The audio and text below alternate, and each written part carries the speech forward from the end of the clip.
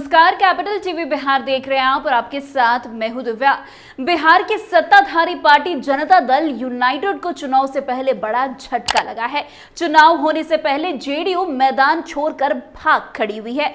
जिस पार्टी पर लोगों को बड़ा भरोसा था वो दल इस बार चुनाव लड़ने की हिम्मत नहीं जुटा सकी।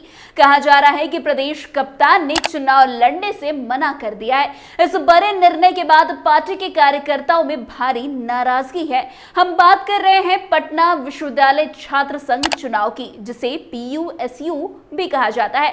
अब इस चुनाव ने राजनीति में एक नया मोड़ ला दिया है, जब जनता दल यूनाइटेड ने इस बार छात्र संघ चुनाव से बाहर रहने का निर्णय लिया है। यह निर्णय पार्टी के भीतर कई सवालों और चर्चाओं का कारण बना है, खासकर जब पिछले कुछ सालों में पार्टी ने इस चुनाव में बड़ी सफलता हासिल की थी। जेडीयू के नेतृत्व द्वारा ये कदम उठाने के बाद से पार्टी में असंतोष और विरोध की स्थिति उत्पन्न हो गई है और इसके परिणाम स्वरूप जेडीयू के छात्र संगठन के प्रदेश अध्यक्ष राधे श्याम ने अपने पद से इस्तीफा भी दे दिया है। आपको बता दें, पटना विश्वविद्यालय छात्र संघ चुनाव में जेडीयू के भाग न लेने के निर्णय के पीछे कई संभावित कारण हैं। पार्टी के शीर्ष नेतृत्व ने यह निर्णय लिया है, लेकिन इसके पीछे के सटीक कारणों को लेकर कोई स्पष्टता नहीं है। यह सवाल उठता है कि क्या पार्टी ने यह कदम अपने भविष्य की रणनीति के तहत उठाया है या यह निर्णय किसी दबाव के कारण था। हालांकि पार्टी के नेताओं के बीच इस निर्णय को लेकर कोई सामान्य सहमति नहीं है और कई लोग इसे गलत फैसला मानते हैं। कुछ रिपोर्ट्स के अनुसार जेडीयू के प्रदेश अध्यक्ष उमेश कुशवाहा को इस चुनाव से दूर रहने का आदेश शीर्ष नेतृत्व ने दिया था। इस फैसले का कारण था कि पार्टी को यह डर था कि यदि चुनाव में प्रदर्शन अच्छा नहीं होता है तो उनकी स्थिति कमजोर हो सकती है और इसका असर पार्टी की छवि पर पड़ सकता है। इसके अलावा बिहार में विधानसभा चुनाव की तैयारियां भी हो रही है और पार्टी ने यह महसूस किया कि यदि पटना विश्वविद्यालय छात्र संघ चुनाव में भाग लिया गया और प्रदर्शन खराब रहा तो यह आने वाले विधानसभा चुनाव में पार्टी के लिए नकारात्मक संदेश जो है वो भेज सकता है। वैसे जेडीयू के छात्र संगठन के प्रदेश अध्यक्ष राधे श्याम ने 21 मार्च को पार्टी के प्रदेश अध्यक्ष उमेश कुशवाहा को इस्तीफा सौंप दिया। उन्होंने अपने इस्तीफे में स्पष्ट रूप से कहा है कि पार्टी के निर्णय से वे नाखुश हैं और इस निर्णय के बाद उन्होंने अपने पद से इस्तीफा देने का बड़ा फैसला किया है। राधे श्याम ने यह भी स्पष्ट किया है कि पार्टी द्वारा पटना विधि छात्र संघ चुनाव में भाग न लेने का निर्णय लिया गया, जिसके कारण उन्हें यह कदम उठाना पड़ा।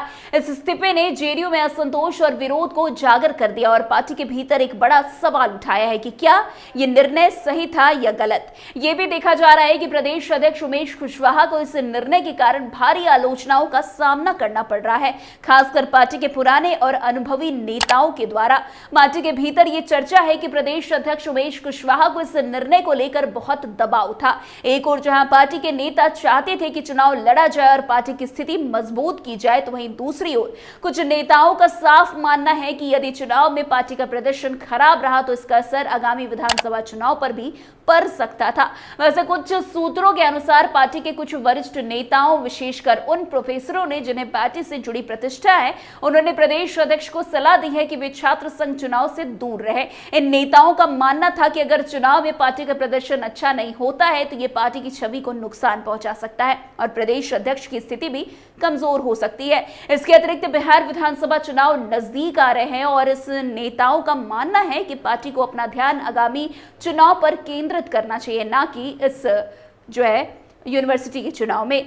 इसी बीच कुछ सूत्रों से यह भी पता चला है कि जेडीयू ने अंदर ही अंदर अखिल भारतीय विद्यार्थी परिषद यानी कि एबीवीपी को समर्थन देने का निर्णय लिया था।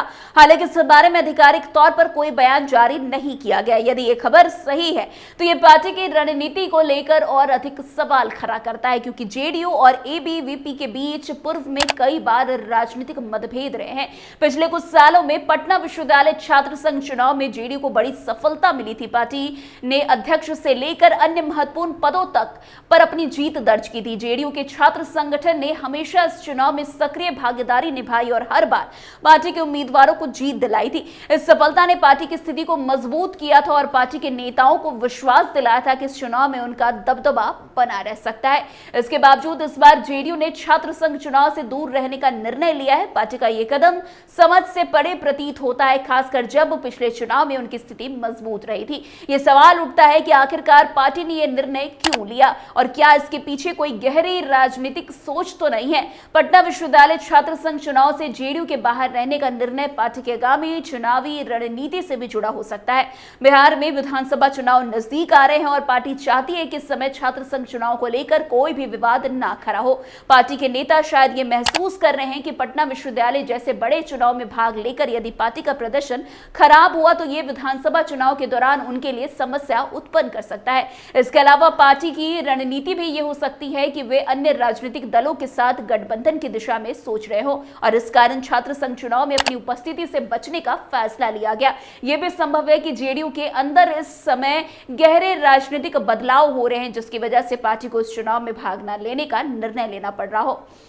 वैसे पटना विश्वविद्यालय छात्र संघ चुनाव में जेडीयू के बाहर रहने का निर्णय पार्टी के भीतर कई सवालों और चर्चाओं का कारण बन गया है। पार्टी के नेताओं के बीच इस फैसले को लेकर असहमति दिखाई गई है और उनके परिणाम स्वरूप जेडीयू के छात्र संगठन के प्रदेश अध्यक्ष राधेश्याम ने इस्तीफा दे दिया। इस निर्णय के पीछे के कारणों पर राजनीतिक चर्चाएं जारी और ये देखा जा रहा है कि जेडीयू का यह कदम आने वाले दिनों में पार्टी की राजनीति और बिहार के विधानसभा चुनाव पर किस प्रकार असर डालता है। वैसे राजनीतिक दृष्टि से यह मामला भी दिखाता है कि कैसे एक निर्णय पार्टी के भीतर विरोध और असंतोष उत्पन्न कर सकता है। यह निर्णय पार्टी की आगामी चुनावी रणनीति को भी प्रभावित कर सकता है। तो फिलहाल आज की इस खबर में बस इतना ही। अन्य खबरों में हमारे साथ ऐसे आगे बने रहें और देखते रहिए। तब तक के लिए कैपिटल टीवी बिहार। धन्यवाद।